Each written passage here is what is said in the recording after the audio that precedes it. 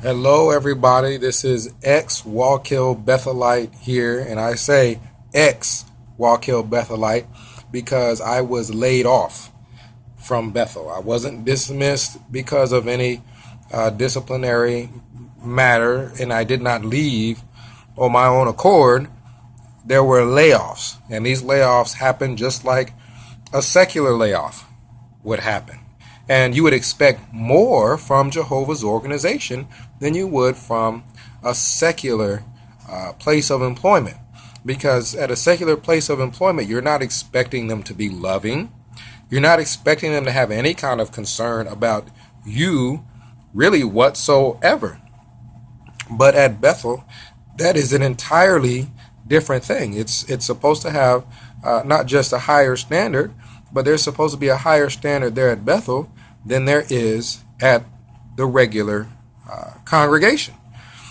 So what actually happened was I'm in my assignment and I get taken into a room with a couple of elders, and believe it or not, they just start talking about random things about the weather and what have you, before finally getting to the point as if it was no big deal. And they're saying, hey, we're looking at the different departments and we're trying to see where we can make cuts. And as soon as they said that, I'm thinking, huh? And unfortunately, you're one of them, and we're going to be expecting you to leave. And you can't imagine the shock that hit me when they said that.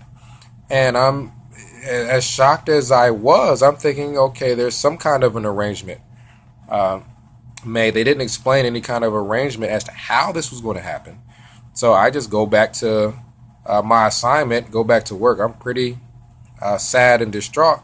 And later I'm in my room, and I remember that week trying to contact people, trying to go ahead and start the job search.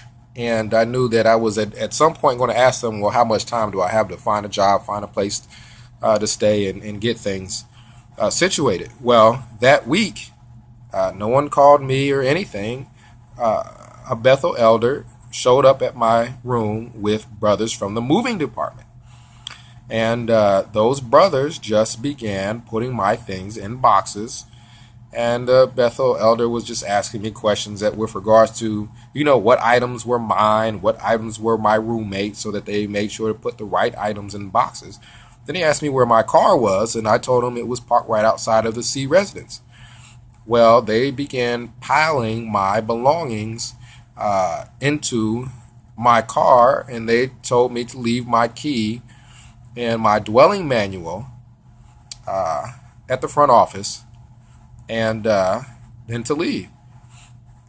And I did it, and I was just shocked. And to this day, I believe that it's morally wrong. It's unloving because Bethelites don't have any money that they're really paid. If you're literally laying off Bethelites, you have to think about this. You're asking them not to just no longer have their assignment, but they have to leave where they're living currently, and they have to leave where they're living currently now. At the time of they're asked to leave, they have to leave now. They don't get 30 days notice or anything like that. And this is secular. They're not being loving. It's just the law. Secularly, you have to give 30-day notice. Bethel doesn't give 30-day notice. They just tell you to leave, and you got to leave now. And it's a situation where I can't think of a single Catholic priest, bishop, anyone who has dedicated their life to their church and was just asked, hey, we're looking to make cuts for whatever reason, and you're one of them, and you got to go, and you got to go now. That just doesn't happen, and we're talking about Christendom. So you mean to tell me that Satan takes better care of members of Christendom than Jehovah does members of his organization? Keep in mind, this is illogical because Satan has to oversee hundreds, if not thousands, of different churches. If he's over all of them, and Jehovah only has to oversee the one, and Bethel. And you mean to tell me that Satan is taking better care of his people in Christendom than Jehovah is taking care of his people at Bethel? Not even giving you a 30-day notice, no arrangement, no anything. If you don't have a car and they're asking you to leave, what do they expect you to do? Walk from New York to wherever you're supposed to go? They don't tell you where to go. It's just entirely unloving what happened. It is